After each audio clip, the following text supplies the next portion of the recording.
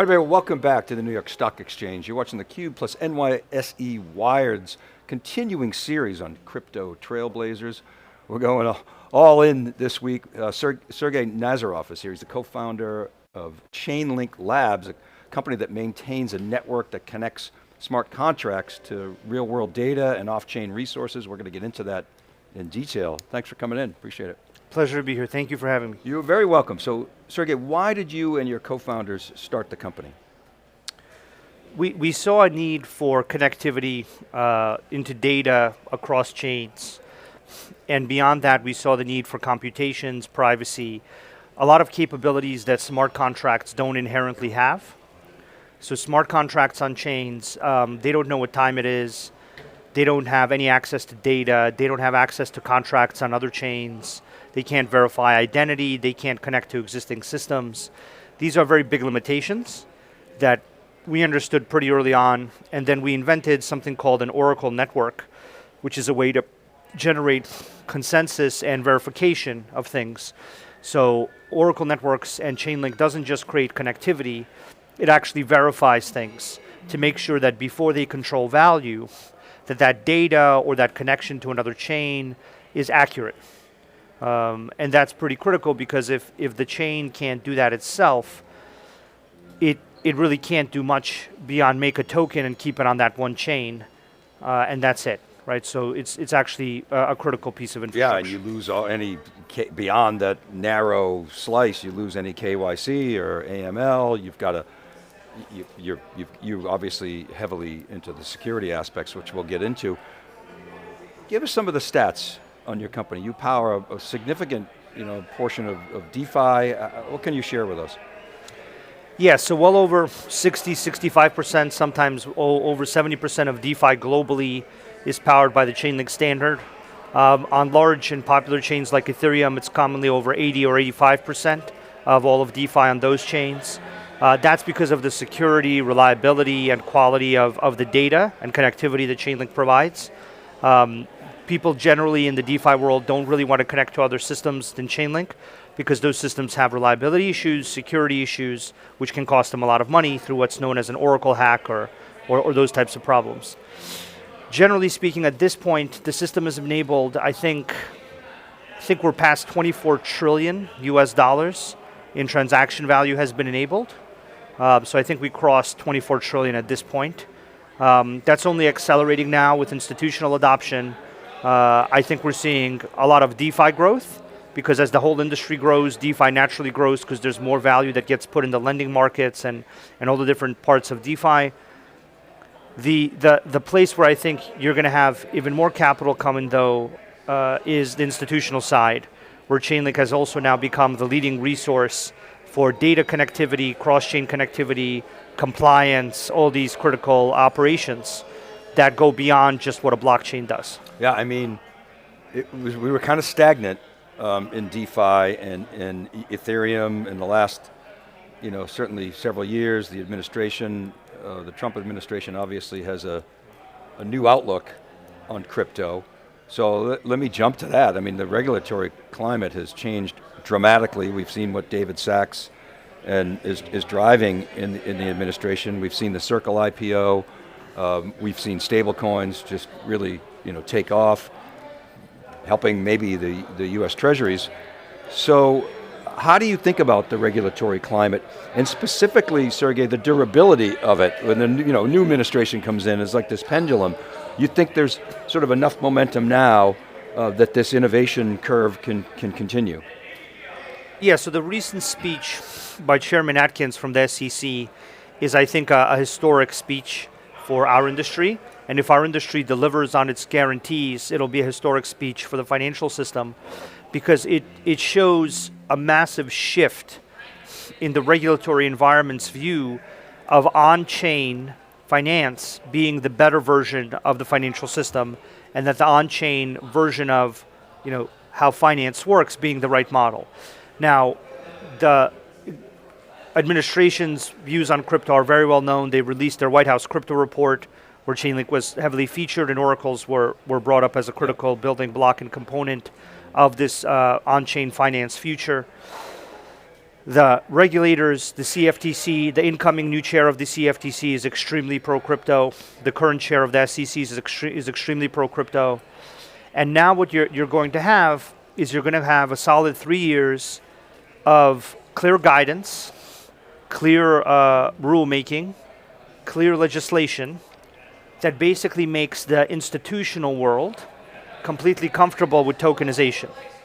And 3 years is a long enough time span that if you as an institution don't do tokenization, you will lose so much market share and you will suffer such large and prohibitively costly consequences that even if you think there's going to be a different administration in 3.5 years, you're still doing tokenization because it's legal. And then once you get all of the institutions tokenizing, distributing that through their wealth management, distributing that for various channels of distribution, then you basically get the whole financial system hooked on tokenized equities, tokenized commodities, tokenized funds. And what I think happens then is that everybody realizes that the tokenized form of a financial product and tokenization of the financial world is actually extremely beneficial generally. So I'm talking about clearing and settlement times, 24/7, 365 markets. I'm also talking about collateral management. Collateral management is an extremely underappreciated problem. It's an extremely valuable problem. Collateral can be managed and moved now commonly on a 21/5 schedule. So 21 hours a day, 5 days a week. And we're talking about tens of trillions of dollars in collateral, just from these markets alone. And so once these things are tokenized, once they're in the hands of the wealth managers, once they're in the hands of the brokers and distributors, everyone will start to understand the value that a tokenized asset brings. And our goal in the market as an infrastructure provider is to be an Oracle platform in the system that enables those tokenized assets to work correctly and better than traditional assets. So the way that I actually measure success for our industry is that a tokenized equity, a tokenized commodity, a tokenized fund is superior to its traditional form. So that if you had the choice between having a tokenized version or the traditional version, you would prefer the tokenized version because it has more liquidity, it can clear and settle faster 24/7, 365. You can use it as collateral much better and with much better economics. And ideally, your AML, KYC, and compliance problems go away because you've been able to automate compliance around this tokenized financial asset. Okay, so better liquidity, less friction, obviously. The collateralization is much more broad. You don't need a trusted third party. Is that right? Or the trusted third parties will still exist as far as they are needed to comply with laws and regulatory frameworks that require things like custodians or transfer agents. And those frameworks come from a time when you couldn't prove certain things and you had to have a third party. So I think that the regulatory landscape will continue to have a certain layer of third parties that manage risk. Because when I look at the financial system and how it's evolved, it's a lot of separate third parties that have very specific slices of the process, right? I'm a broker, but I'm not a custodian. I'm an exchange, but I'm not an issuer, right? It's very separate slices. And they're taking a VIG along the way, right? They are, and everyone has said like, oh, okay, there's all these people in the process, they're all taking something along the way. The thing that I think people don't fully realize, and people that have been in the financial system for so long have gotten so used to, is that some of those steps, being separate from the other steps, does manage risk. So there is a value in this separation. Blast radius. Right. If something goes wrong with the broker, the custodian is still safe. Right. So I do think that there will still be fundamental separations, and those separations will mitigate risk. And so the pieces that are separated and that you need an entity to operate that piece will still exist. Those entities, though, what they'll be doing is they'll be operating oracles, smart contracts, blockchains. They'll be providing interfaces and ways for financial systems to utilize that underlying infrastructure instead of today's underlying infrastructure. So it'll be like the internet, right? Where you had banks that adopted the internet and they became more successful as a result. Yep. And there were banks that were very slow to adopt it, and then there were banks that didn't adopt it and are so unsuccessful they don't exist anymore. Right. Because they got acquired and rolled into others. That's really what this is going to be like. So if you were hanging on to, for instance, trading fees, commissions, and that was how you were making money, and the internet comes in and smashes that down to near zero, you were going to go out of business. You had to change your business model. You could start an e-brokerage firm. Yeah. That's what you should do. Yeah, right. Like looking back on that, which is a very obvious thing now, right. if you had a traditional brokerage firm and you saw what was happening with e-brokerage, what you should have done is you should either bought stock in e-brokerage firms, or you should have started an e-brokerage firm. Played the volume game. Yeah. And you should have played the volume, exactly. And that's the type of structural change we're talking about. And so there were people that came out of that were very successful, that wouldn't have been successful in the traditional brokerage world. So it's just a different group of winners because there's this structural change. But there are still going to be winners and there's still going to be value, especially if the legal system and the way it mitigates risk says, well, I have to mitigate risk by keeping a brokerage firm separate from a custodian. I don't care if crypto does all this stuff. I still feel that a brokerage and a custodian is separate. So you could still have a world where that exists, just now the brokerage is a smart contract powered brokerage and the custodian is a blockchain-based custodian. So there's plenty of ways to make money. You're just making money, adding value in different ways, which that's right. That just sort of answered my question. Well, why would if you're kind of cutting out the middleman, what you just described, you're not really. You're just shifting. You're cutting out some. So if we look at the whole stack and we look at the whole transactional there's flow, clearly less friction, right? There's less friction. There'll be parts of what middlemen do today that might not be necessary. Right. Transfer agency is a good example. You know, if you can use a blockchain as a source of books and records, transfer agency fundamentally has not going to pay for that. Has different value. Yep. If transfer agency is still required, then you still need somewhere to have the keys for the transfer agent contract, which would be what's called a regulated control location. So I think, for example, the people who provide transfer agency might still exist, but their role will go from running databases to holding the keys and managing the contracts, the transfer agent contracts that do the transfer agency operation on chain now. So, but people might pay less for that. Yeah, as the market will decide what it's worth. Right. And like you say, they could maybe make it up in volume, which perhaps they can. Their cost potentially will be significantly lower. Cost will massively go down as well, yes. But that leads to, explain, double click on the institutional adoption, because that's obviously key. It seems like they're all leaning in. If they're intelligent, they're going for it. Both institutional and I want to get to enterprise as well, but start with institutional adoption. Institutional adoption is very sensitive to regulatory guidance everywhere I've been. So we've worked with the Singapore Central Bank. We've worked with the Hong Kong Monetary Authority, the Hong Kong Central Bank. We've worked with various central banks in the Middle East. We've worked with a lot of different governments at this point. And wherever you go in the world, if you're an institution, your livelihood depends on your regulator being comfortable with what you're doing and allowing you to exist at all to begin with, much less the fines they can charge you and whatever else they can do. So the thing that's happened now is that the regulatory landscape has done a 180. And the 180 has been, don't do anything, we're very against this. To do it as quickly as you can, we're very for this. And so now it's become this kind of accelerant. And there are banks and asset managers and financial market infrastructures in the US market that are more prepared in that they have been making a digital asset infrastructure investment for years. They've been building a digital asset infrastructure. Good examples are folks like JP Morgan, the DTCC, BlackRock's another good example, where they have digital asset teams. Those teams are developed, they're doing thoughtful work. They've been doing that for years, even in a negative environment. So those groups have made a strong investment.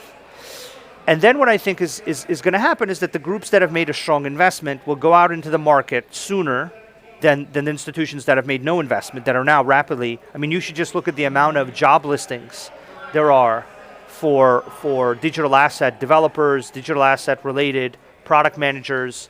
It's massively increased. And what I think is going to happen is that because the United States, financial system and financial markets are still so big and influential, and the US is essentially a kind of super regulator, that if the US does things a certain way, the rest of the regulatory bodies and the rest of the financial ecosystem out in the rest of the world wants to be compatible with the US, right? Because of the size of the US market. So basically, if the US says, it's okay to make tokenized equities this way, it's okay to make more tokenized funds this way, it's okay to make tokenized commodities this way, it's okay to do cross-chain transactions, it's okay to prove identity and do AML KYC compliance on chain. All of those problems being clarified and solved means that not only does the US accelerate, but it accelerates the rest of the world. So I think the institutional adoption in the US is really now the most important measure of where our industry is going to go from an institutional point of view. And we're involved in a lot of conversations with the top institutions. We've announced public work with many of them already. And I can tell you that those conversations are moving rapidly towards production. The pendulum has swung clearly from no crypto, you can't do crypto, to let's go. Let's make this the innovation center of the world, as you just described very well. What are the risks? Because anytime you loosen regulations down the road, people will find ways to game the system. What are the risks in your view that should be managed, over the next, 5-6 years with this new regulatory climate? I think there's a balance between being so permissive that people can create scams and they can misinform inappropriately and steal money from vulnerable groups. And the other end of the spectrum is you create regulation that's so constraining that the economics don't make sense and that nothing develops, right? So you don't want to be at either of those extremes. I think the very good thing about cryptocurrencies, blockchains, Oracle networks, all of these advanced systems powered by smart contracts is that they can mitigate the scam aspect if you make them work a certain way. So if you make the smart contract have to have a certain threshold of reserves in order to issue a new stablecoin.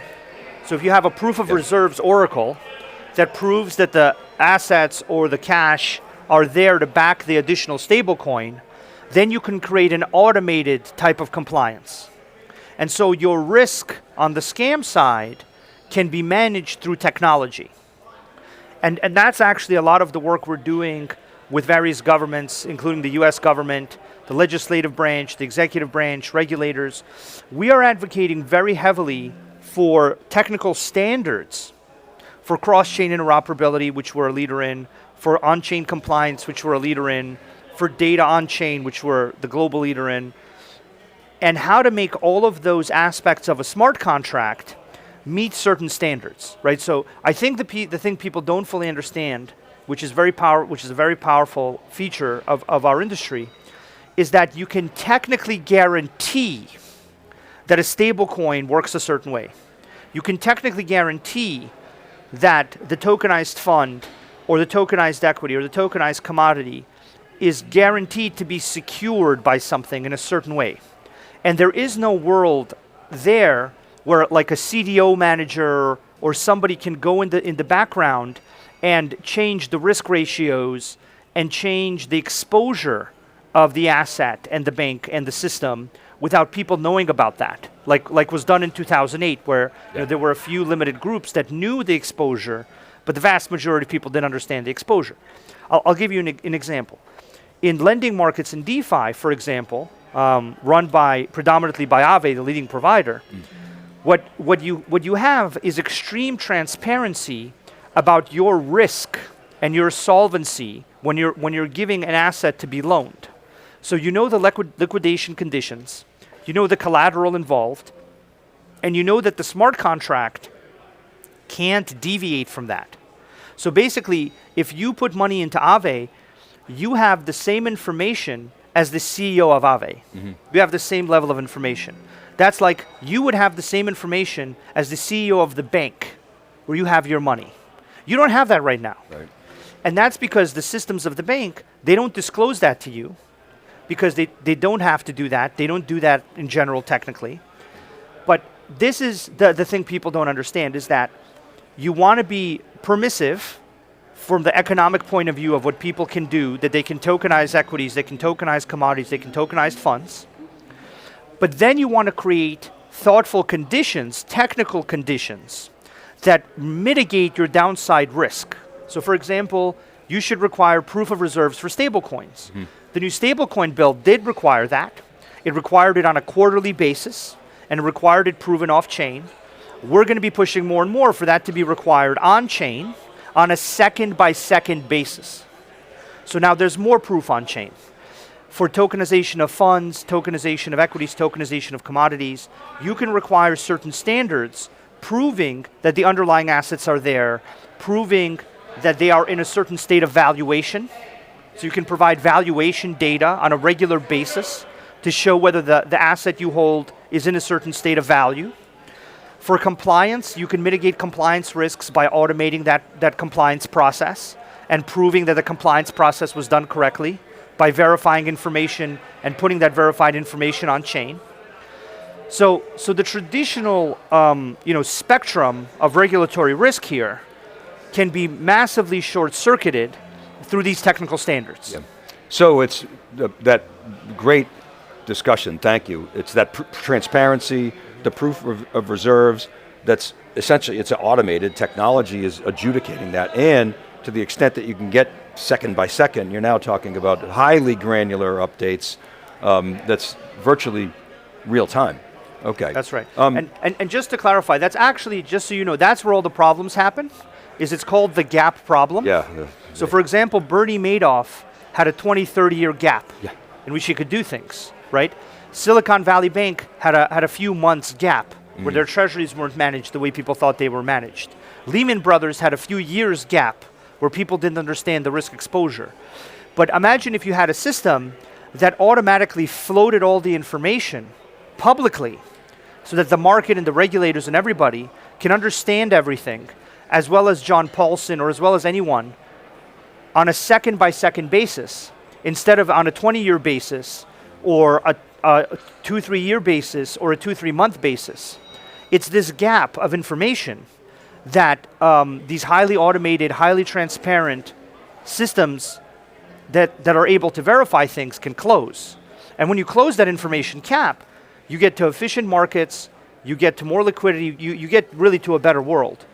I want to ask you a couple questions in the limited time we have remaining. You've developed the cross-chain interoperability protocol, CCIP, yes, that has always been one of the biggest challenges of blockchain, is that interoperability. I'm curious as to if you could sort of discuss what that is, how these standards are being set, how they're being adopted, and then how you're securing all this cross-chain. I mean, long question. And then as we get into agentic and AI, they can work in that little 1 second, sub-second, ranges much faster than humans can. So take us through how you're thinking about that whole spectrum.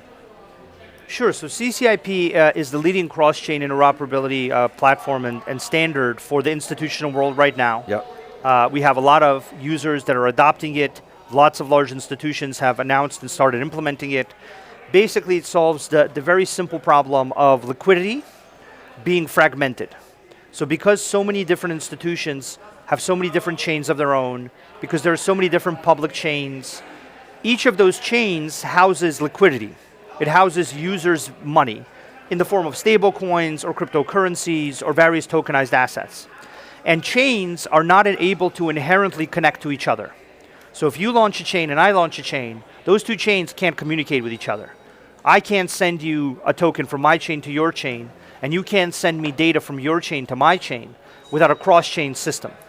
Similarly to how in the internet, if I had a database and you had a database, we would need TCP/IP to connect our two databases to allow them to exchange information. So that's really what CCIP is. It's the TCP/IP of the blockchain world, interconnecting all these blockchains. And because the blockchain world is so highly financialized and has so much focus on financial products and systems, that means that that system inherently becomes a way to transmit and transfer value, right? So the main use of CCIP right now is to transmit tokens, valuable tokens, a stable coin from me to you, from my chain to your chain, and then you will transmit from your chain to my chain your tokenized fund that you're selling me. And so we're able to do a delivery versus payment transaction. There's also the need to transmit data. So CCIP is able to add critical data to the transaction, such as compliance data, identity data, valuation data. And this is something that other cross-chain systems or protocols simply can't do. We are able to layer in critical pieces of information that travel with the token in something called programmable token transfers. And now that critical information reaches your chain together with the token, and that allows you to process the token and process the transaction around the token very efficiently. So there's all these various benefits. The AI dimension, that's where we have something called AI oracles. Mm-hmm. So AI oracles are basically off-chain systems that house AI and house, in many cases, various AIs. And those various AIs come to agreement for the verification of something. We do that right now for corporate actions in a system called CALM, Corporate Action Lifecycle Management. Corporate actions are a very not sexy thing, but they're actually very important for tokenized equities to come on chain, and in some ways for tokenized funds. And so what we do there is we run multiple AIs in an oracle. Those AIs scrub and verify corporate action events like dividends, votes, various events. And then they put that event on chain. That on-chain event creates what we call a unified golden record. So it creates a golden source of truth that then everyone can drive their systems off of. And then CCIP makes sure that that golden source of truth is accessible to contracts on other chains. Mm-hmm. So if you have a corporate action event around the tokenized equity, that gets put on chain through an AI oracle. Then CCIP allows access to that corporate action event on that chain back to the thousands of other chains that want to know about it. And so now what you've created really is this highly transparent model of information and risk management that I've told you about, where the traditional corporate actions system costs hundreds of millions of dollars in error fees every year to the capital markets. This system creates a single golden record that everyone drives their system off of, so you have transparency. This system can be rapidly updated, and this system can allow you to drive all your other processes in other places in an automated way over the cross-chain bridge. So the agents collaborate, they come to an agreement, and then that's how the golden record gets established. That's if a right. mistake is made, it's transparent and can be fixed. Well, ideally, this mistake isn't made. Okay, but if just to be bad very things clear. happen sometimes, if right? it is made, then because you have a golden record, there's a lot of other folks that can verify that record if they want to before relying on it. Mm-hmm. Whereas before, they would just have to take the word of the corporate action provider. Right. So we're moving from a model where there's all these siloed data sources, data systems, value holding systems, into a world of highly transparent smart contracts that are also hyper-connected. And that's why you have that low-friction movement of liquidity. The low-friction movement of liquidity is actually the main reason why the cryptocurrency industry is so successful. Sure. Because when you launch some kind of asset in a traditional financial system, due to how locked down that system is, you only get access to the domestic market of that specific country. So if you launch something in the Dubai financial system, you get access to the Dubai and Emirates financial universe and user base. If you launch something in the Singapore financial system, you get Singapore, Asia, and a few other places. But if you launch a token, if you launch a cryptocurrency, if you launch an NFT, if you launch a meme coin, if you launch whatever you launch on a public blockchain, you instantly get access to global liquidity. Mm. And even though that's now a parallel financial system, that parallel financial system, because it's inherently global, has now grown to over $4 trillion. And for the reasons you mentioned before, it's superior and it's this frictionless environment. When did you start the company? What year? So Chainlink was launched in 2017. And how did you fund the company? Was it an ICO? Was it? Yeah, so there was initially a token sale and that went well. And we had a lot of initial supporters. We were the first ones to really do oracles in general. And now we're the leading oracle platform for the entire industry. So the Chainlink system really originated and invented the oracle network, which is the way that you have multiple oracles agree and verify things. Just like blockchains have multiple nodes agree and verify blocks. So that's really the difference, is that blockchains verify blocks of transactions and oracle networks verify all these other things I told you about. Data, connectivity, identity, AI, verification, all of these other topics can be run in an oracle. So you used a kind of an analogy of CCIP, like TCP/IP. Yeah. Do you feel it will have the same impact in terms of its ability to support an industry's growth? It sounds like a similar trajectory. Will it be, in your view, as big? I mean, confined to the financial system, which is enormous. How do you see that? I mean, we're working very hard as a group of community members at Chainlink that want to see CCIP become a global standard. We have the largest institutions in the world now publicly explaining how they're adopting it and how they're using it, and how they're using it in transactions with other large institutions. So I would say it's on a very solid trajectory at this point. I do think that the cost of operating a blockchain will go down, that the cost of doing tokenization as a process will go down, which means there will be more chains, and there will be more tokens of different types on those chains. And because chains inherently don't communicate with each other, all of those tokens and all of those chains and all of that fragmentation will have to be solved. And CCIP right now, in my opinion, is the leading resource to solve it in a secure, reliable way that also allows you to do transactions that comply with compliance, data, accounting, and various other key requirements which aren't going away. So my hope is that CCIP and the Chainlink standard in general gets adopted in the TradFi world the way it's been adopted in the DeFi world. And then I think the DeFi and the TradFi world will merge into a single internet of contracts, into a single collection of highly connected blockchains. And then you'll have use cases on those blockchains beyond financial use cases. You'll have gaming use cases, you'll have supply chain use cases, you'll have insurance use cases, and they will also use those standards and those rails. So the institutional adoption obviously happens first. That builds the trust, and then you're describing massive enterprise adoption. Sergey, fascinating conversation. Congratulations on all the progress. And thank you. Really fascinating time for this industry, isn't it? It's very exciting. I think with all this government support, the next 3.5 years are going to be extremely positive for our industry. I'm very excited.